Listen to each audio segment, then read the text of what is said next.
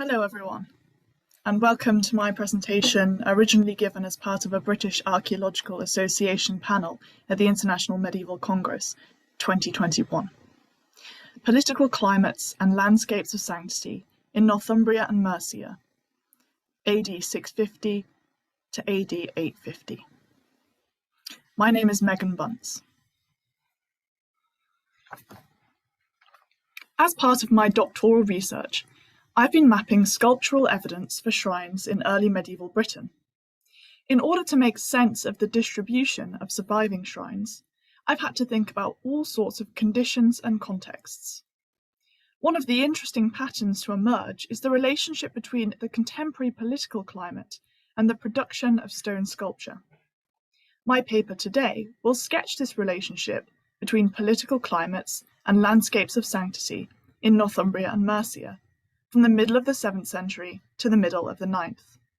I will begin by unpicking what exactly I mean by shrines, before briefly outlining the written evidence for the location of saints' cults before the middle of the 9th century.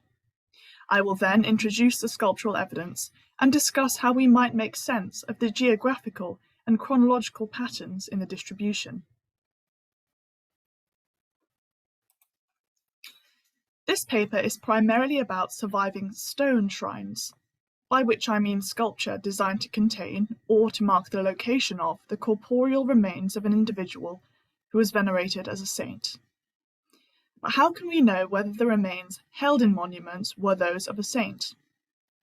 I would argue that the distinction between commemoration and veneration was neither clear nor static in the early medieval period. This was centuries before a formal process of canonization. The material culture of saints' cults in Britain and Ireland was closely related to elite burial practices and local traditions of monumentalization. If we were to only apply the label shrine to objects or structures which could be associated with a documented saints' cult, there would be very little to study from Britain before the 10th century. A well-known example is a wooden container which held the remains of St. Cuthbert. But the only other physical evidence that can be identified with a specific and documented saint's cult is the gravesite of Augustine of Canterbury in the northern porticus of the pre-conquest church of Saints Peter, Paul, and Augustine. The absence of the words shrine and shrinium from surviving British texts before the 10th century makes it impossible for historians to borrow a definition directly from early medieval texts. The word shrine, the ancestor of the modern word shrine, was used in Old English texts from the 10th century to describe the Ark of the Covenant, portable reliquaries, and other containers, even including the communal purse of the disciples kept by Judas Iscariot. The term appears earlier in Irish texts, but the Old English shrine was a similarly multi-purpose word used for various kinds of containers, for holy objects and materials. Old English shrine and Latin shrinium were not used to describe the grave of any saint in any surviving texts from before the 10th century. A variety of Latin words were used for the graves of saints and containers holding relics, but none of them were used exclusively to refer to shrines. Sepulchrum was used to refer to graves in general. Tumba, to describe grave monuments of various kinds, both of wood and stone. The word sarcophagus was used to specifically describe a stone coffin, whereas a theca was a coffin chest or case of wood or other materials, like the one that held Cuthbert's remains. However, a theca might also be a smaller container for relics, and of course not every sepulchrum, sarcophagus, and tumba was that of a saint. This terminological ambiguity illustrates that shrines were not a separate category of monument, but a subsection of graves. For these reasons, I have chosen, following the example of the corpus of Anglo-Saxon stone sculpture, to use a more functional definition of a shrine, and have included all pieces of sarcophagi and grave monuments which are not associated with a known cult. The surviving shrine sculpture represents several different types of monuments. These can be grouped into 5 categories: sarcophagi, which held the corporeal remains, solid grave markers, which stood over the grave or functioned as a sarcophagus lid, and gabled shrines, lecta, and enclosures. And these final three categories I'm not going to talk about today, since they occurred in Western Britain and Ireland, and I am limited to 20 minutes. Stone sarcophagi came in a variety of sizes and could be buried, partially buried, or displayed above ground. Sarcophagi could be covered either by flat or gabled lids, and composite shrines were constructed from separate pieces of stone, and they may have housed complete bodies, disarticulated remains, or just body parts. The St. Andrew's sarcophagus is the most complete surviving example of a stone composite shrine from the early medieval period. Panels, posts, and fragments from composite sarcophagi make up the majority of surviving stone sculpture. Two monolithic sarcophagi survive from the early medieval period, one from Govan in Scotland and one from Derby in England. Solid gabled monuments, like those from Peterborough and Dewsbury, which are shown here, could have served as lids for sarcophagi or as grave markers by themselves. Mapping the locations of shrines recorded in text reveals something of how political climates shaped landscapes of sanctity. In addition to specific hagiographies, the major sources of information about the location of shrines before circa 850 are beads histories and sections of a text called On the Resting Places of the Saints and the Old English Martyrology. Obviously, these texts have different concerns and places of composition, so there will be an inherent geographic skewing in the distributions they present. For example, Bede had more information about and more of an interest in the saints of Northumbria. Additionally, Bede's writings focus mostly on the period from the end of Oswald's reign to the start of the 8th century. The first section of On the Resting Places of the Saint, which preserves an older list, deals largely with Anglian period saints from Northumbria and Mercia. The Kentish royal legend, attached in an abbreviated form to this list, adds a southeast perspective. The Old English Martyrology, too, may initially have been a translation of a Latin martyrology compiled in 8th century Northumbria, but could have been translated in Wessex. With these caveats, I present a rough and ready table of 112 saints whose death can be dated to before 850 and whose cult site is recorded, split into different kingdoms and centuries. Some kingdoms are overrepresented by the presence of multiple saints at one site. 12 of the saints of Kent were buried at Canterbury, and the others were at Thanet, Lyminge, and Folkestone. In Northumbria, saints were clustered at the major minsters of Lindisfarne, Hexham, Ripon, and Monkwearmouth. In East Anglia, Ely had the most saints, and the other 6 were at 5 different sites. Although these clusters were not quite so pronounced in every region, in Wessex, Winchester, Malmesbury, and Wimborne all had 2 saints each, and then the rest of the sites only had 1. And the 5 saints in Essex were spread across 4 churches. These distributions, with clusters of information about the graves of Northumbrian saints of the later 7th century and the archbishops of Kent, is probably partially a result of the concerns of Bede's writings. However, broadly, the distribution, both chronologically and geographically, reflects the political situation of the 7th, 8th, and 9th centuries. After a prominent role in the 7th century, Kent becomes ever more marginal and doesn't gain any more cult sites after the early 8th century. East Anglia and Essex likewise disappear. As these territories came under the growing influence of Mercian rulers, cult sites did continue to multiply in the Mercian heartlands and at the border with East Anglia. When it comes to mapping surviving shrine sculpture, we are presented with a much more limited distribution. The 2 clusters, you can see that distribution here.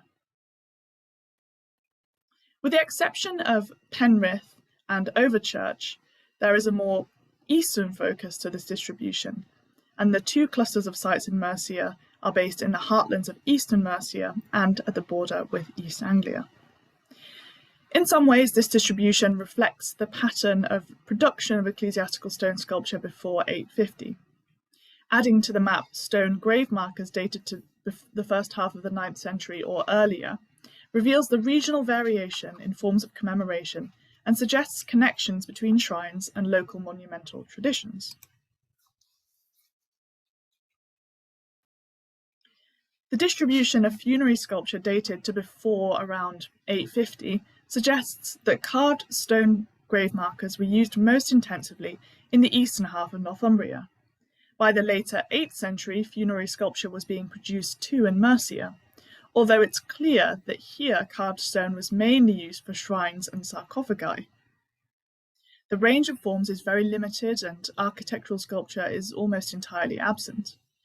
The 9th century grave markers of western Mercia show the beginning of a period investment in stone churches and funerary sculpture that would continue there into the 10th century. Stone sculpture was not a feature of all cult sites, or even of all church sites before 850. The distribution of grave markers and shrines shows that there were distinctive regional traditions of monumentalization. Shrines consisted of different types of objects and structures, made from different materials at different sites. And what we see here is not all shrines, but some of one kind of shrine. The distribution of shrines in the kingdoms of Northumbria and Mercia generally maps well onto minsters, nearly all of which were royal foundations. Clusters of minsters founded before the 8th century can reveal royal estates. Some minsters were even founded at the sites of royal residences. The types of locations within the landscape that were preferred for minsters were the same types of places generally chosen for high-status settlements. The mouths of, or bends in navigable rivers, and the shoulders of low hills were favoured. As central places became more important to the management of estates and elite lifestyles over the 8th century, minsters increasingly became part of these networks. In addition to the pragmatic considerations, the sites of minsters also often had symbolic value because they were reused Roman or Iron Age sites. This same kind of location had been used for cemeteries increasingly frequently in the 6th and 7th centuries. Some minsters became important royal burial places, and unsurprisingly at these sites there often seems to have been greater investment in funerary sculpture. It was not a rule that a royal mausoleum would become a shrine, but such churches provided the perfect conditions for the development of a cult. Saints' cults based at churches which were important nodes in both the economic and ideological structures of royal networks were more likely to receive investment and promotion. The development of shrine architecture was closely related to royal patronage and funerary practice. This explains the resemblances between special burials and enshrinements in the 7th and 8th centuries. Saintly cults in Britain were in part shaped by the elite landscapes in which they were situated. The political layers of the landscape cannot be peeled away. The political and religious activities that shaped the landscape were all part of one ecosystem. The political climate of Northumbria in the 8th century had an effect on the landscape of churches and shrines that developed in Deira. During the last quarter of the 7th century, the minster at Whitby became an important royal burial place, and the remains of Edwin, the first king of a united Northumbrian kingdom, were translated there. Whitby seems to have been a leading site for innovation in funerary sculpture, with a wealth of upright and recumbent grave markers. After overshadowing Lindisfarne, this site maintained a monopoly on patronage until being overshadowed by the development of York, where some of Edwin's remains were later translated. During the rise of Whitby as both a leading monastic community and a royal burial place, a Bernician line of the Northumbrian royal family descended from Ida, held on to the whole kingdom of Northumbria from 634 to 705. But the 8th century was characterised by greater instability, and by the migration of royal patronage to sites in the heartlands of Deira rather than Bernicia. Deira had long been a problematic area for the kings of Northumbria. In the middle of the 7th century, Oswiu had killed the Deiran king Oswine, and had to found a minster at the site of the killing to make amends. Oswiu's nephew, Athelwold, was installed as a sub-king, and also rebelled and was killed shortly afterwards. By the reign of Aldfrith, Deira had been deprived of its sub-kings, but there does seem to have been a lot of investment in Rydale and the Vale of Pickering in the 8th and 9th centuries, with many of this cluster of minsters having elaborate stone sculpture. These areas formed part of the heartlands of Deira and had riverine links to the North Sea. This area was likely the burial place of several members of Northumbrian royal families, and as Deira lost its independence and was subsumed into the large kingdom of Northumbria, patronage of churches here could have helped to secure the loyalties of local elites and to assert the legitimacy of the ruling house. The proximity to York of these sites, York was fast becoming the premier ecclesiastical site of Northumbria at the expense of the Tyne Ware group in Bernicia, may have also raised the profile of the churches of Rydale. Contested histories and tumultuous political climates shaped landscapes of sanctity in Mercia to an even greater extent. The River Trent was where the Mercian royal family seems to have been based in the 7th and 8th centuries, and this area was a centre of high-status burial. The cemetery at Bredon contained early medieval graves covered by cairns, and one of them contained a burial with a bronze ring, a bronze plate from a wooden or bone box, a Frankish brooch, an Irish belt buckle, dated from the 8th century. The Trent Valley is where the important ecclesiastical sites of Repton and Lichfield were. However, a lot of important Mercian shrines were peripheral to this area. The changing winds of expansion, consolidation, and internal strife in the Kingdom of Mercia can make some sense of this scattering of shrines. In the 8th century, the long reigns of Athelbald and then Offa allowed them to pursue expansion, but the earlier patronage of shrines by Mercian rulers reveals that kings and queens had already been working to consolidate their control of peripheral territories. Ceolred enshrined his cousin Werber at Hanbury, and Milbra, another important Mercian saint, was enshrined at Much Wenlock, in what had been the sub-kingdom ruled by her father. The patronage of Bardney by Athelred and Osthryth could have been an attempt to secure the loyalties of the peripheral region of Lindsey between Northumbria and Mercia. If Athelbald was indeed one of the major patrons of Guthlac's cult in the Fens, as he is presented in the 8th century life of Guthlac, then he was not the only royal patron. Aelfwald of East Anglia also took an interest in this historically disputed Fenland territory around Crowland. It has been argued that Athelbald's patronage of Guthlac's cult may have been an attempt to wrest the monopoly of royal saints from the descendants of Penda, who had ruled in Mercia before him, because both Guthlac and Athelbald came from different branches of the royal family than Penda's descendants.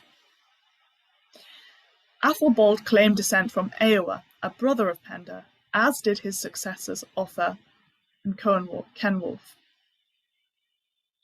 The eastern sites within Mercia, Redbourne, South Kime, Castor and Peterborough, are poorly documented, but Redbourne and South Kime were among the 4 sites that have any pre-Viking Age sculpture in Lincolnshire.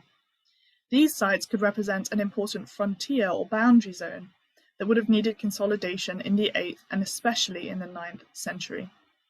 Peterborough may have been associated with the conversion of Peda and the activities of the 7th century missionary founders. Castor could have been the site of Kynberger's monastery, which was also founded in the 7th century. Royal burial or patronage of shrines here would build links with historic Mercian claims and accomplishments. Kenwulf, who became king after the death of Edgefrith, Offa's son, faced multiple rebellions. The kingdoms of Kent and East Anglia temporarily reasserted themselves, and there was an invasion from Northumbria. Kenwulf also had to abolish the archbishopric at Lichfield, and his petition to get the southern archbishopric moved from Canterbury to London was denied. His brother, Ceolwulf, was forced out by Beornwulf, who himself didn't last that long. Kleinhelm, Kenwulf's son, who had predeceased him, was later venerated as a saint in Winchcombe. Patronage of this cult could have been an attempt to patch up these dynastic difficulties. The start of the 9th century saw conflict between Mercian and East Anglian kings. In the second quarter of the century, a series of short-lived kings struggled against invasions and revolts. In this inclement climate, the kings of Mercia seem to have retreated to the historic heartlands in Derbyshire. Wiglaf's family chose Repton, where Athelbald had been buried in 757, as their mausoleum in the 840s, and the cult of Wigstan, murdered in 849, was later established there. The king group who ruled Mercia in the 9th century, who were also blamed for Wigstan's murder incidentally, may have been based in the central East Midlands, where there was also historic cemeteries of local elites.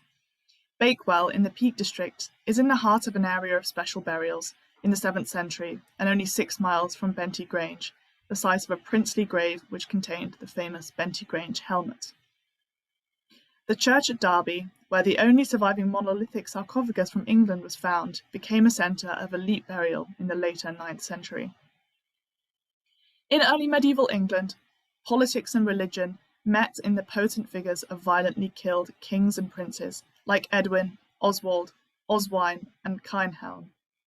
The patronage of such cults could be an attempt to limit the civil strife, which seems to have been very prevalent in the later 8th and especially the early 9th centuries.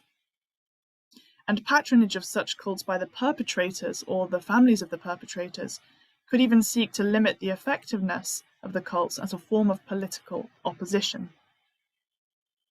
This whistle-stop tour of landscapes of sanctity in Northumbria and Mercia has shown that sculpture can present a specific moment of production and patronage set in stone. The shrines attest to the political climates in which they were made. They were just one part of the rich material culture of early medieval religious life, but these containers for human remains show an intense investment, both material and spiritual, in history, heritage, and human relationships in this life and the next. Thanks for listening.